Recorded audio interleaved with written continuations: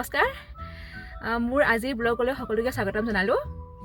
আজি মই আকৌ আহিছোঁ বজাৰ কৰিবলৈ। আজি মোৰ মাছ মাংসৰ বজাৰ।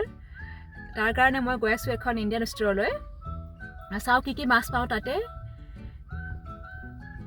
ৰিবু, তুমি কিবা ক'বানে? নোকোৱা একো।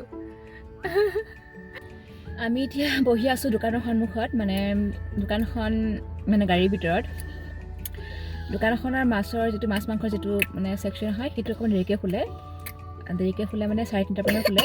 আমি অলপ সোনকালে আহিলোঁ, 2:30 বজাতে পালোহি। আমি এতিয়া ৰখি আছোঁ খোলালৈ।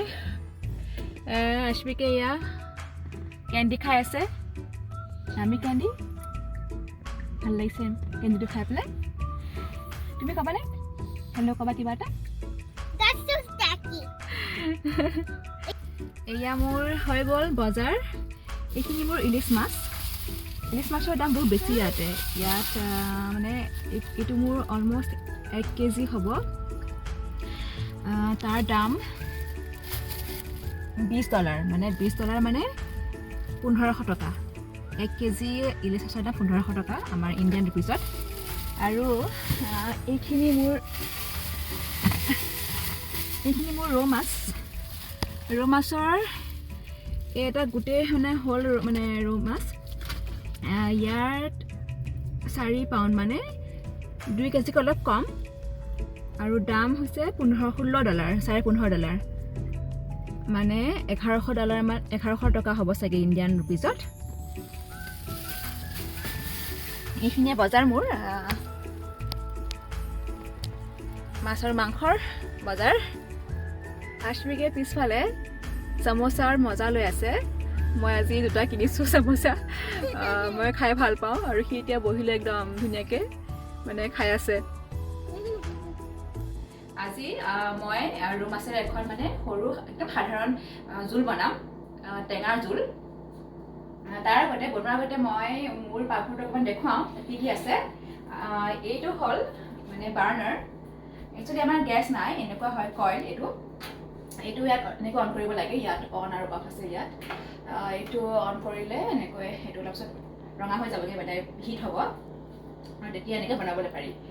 আৰু এইটো হ'ল অভেন, এতিয়া বেক কৰিবলৈ বা কিবা চিকেন বনাবলৈ কিবা বেক কৰিব লগা হয় তেতিয়া এনেকৈ আমি ইয়াত বনাওঁ।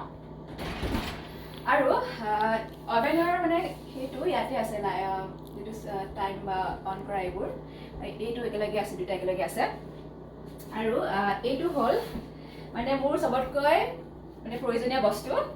এইটো ডিছ ৱাশ্বাৰ। ইয়াত বাচনবোৰ ধুব পাৰি। মই হাতেৰে বাচন নুধুওঁ এতিয়া।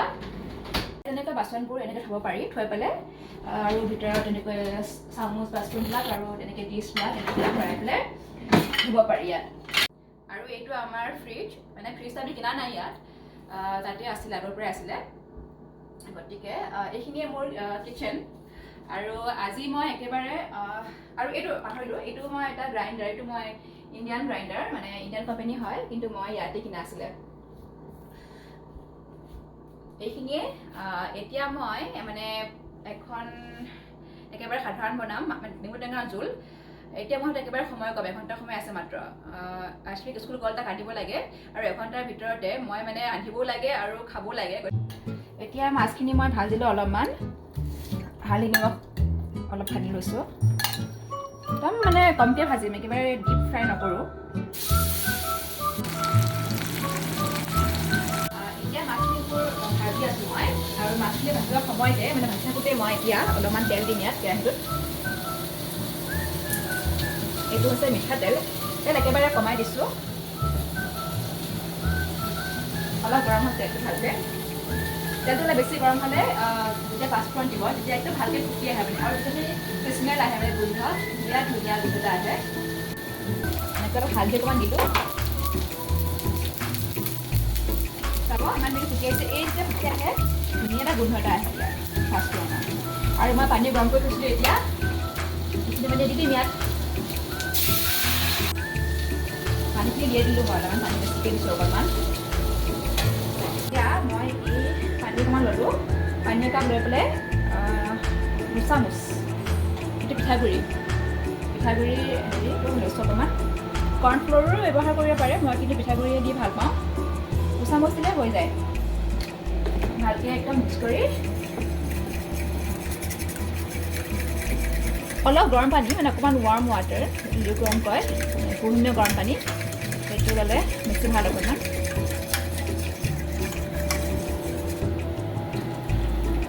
ইয়াত মই দি দিলোঁ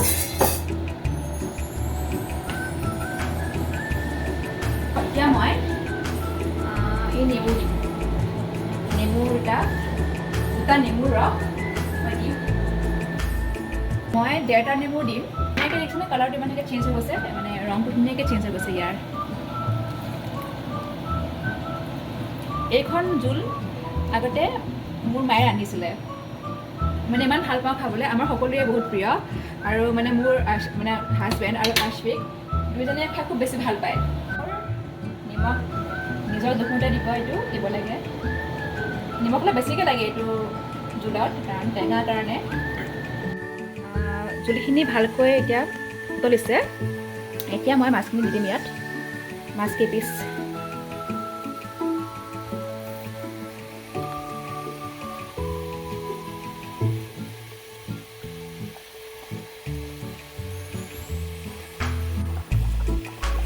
মাছ 5 মিনিট বইল হোৱাৰ পিছত এতিয়া মই এইখিনি দিম ধনিয়াৰ পাতখিনি দিম আৰু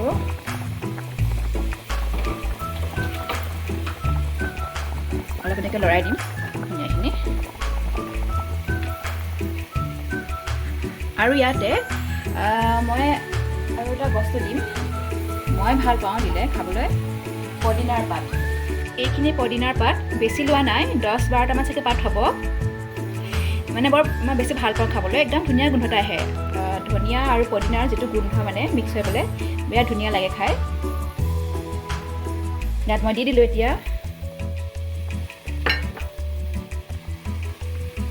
লৰাই দিম ভালকৈ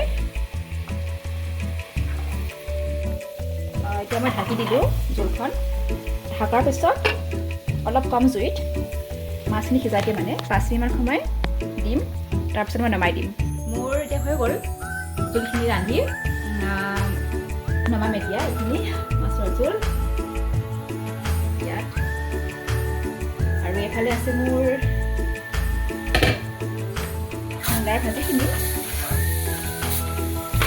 লৰাই দিছোঁ অকণমান মই এই ভাজিখিনি মানে মূলাৰ ভাজি মোৰ খুবেই প্ৰিয় আৰু মই সৰুৰ পৰা বহুত বেছি ভাল পাওঁ খাই মানে যিটো মূলাৰ গোন্ধ মানে নাকত লাগে মই ইমান বেছি ভাল পাওঁ আগতে মোৰ মায়ে ৰান্ধিছিলে আৰু একদম মানে ঘৰৰ বাহিৰত থাকিলেও মানে সেই যিটো গোন্ধ আহে মূলা আৰু ধনিয়া পাতৰ যিটো গোন্ধ মানে লাগি থাকে নাকত লাগে ইমান ভাল লাগে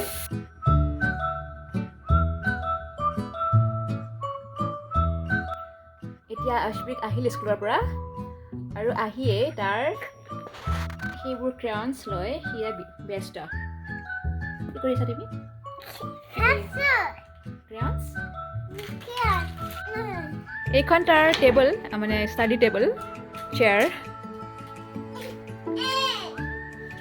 ৰিবু তোমাৰ কোনখন টেবল ইয়াত মিকি মাউচ টেবল তুমি কি কৰা ইয়াতে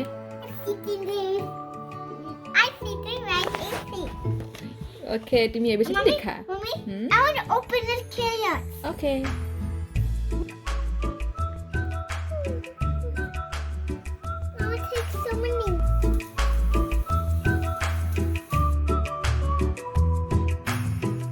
আজি মই কি ৰান্ধিলোঁ তাকে দেখুৱালোঁ অলপ আশা কৰোঁ আপোনালোকে চাই ভাল পালে ভিডিঅ'টো মোৰ ভিডিঅ'বোৰ চাই থাকিব লাইক কৰিব কমেণ্ট কৰিব আৰু লগতে মোৰ চেনেলটো ছাবস্ক্ৰাইব কৰিব নাপাহৰিব আজিলৈ ইমানেই লগ পাম মোৰ নেক্সট ব্লগটোত তেতিয়ালৈ সকলোকে বিদায় জনালোঁ বাই এভৰিৱান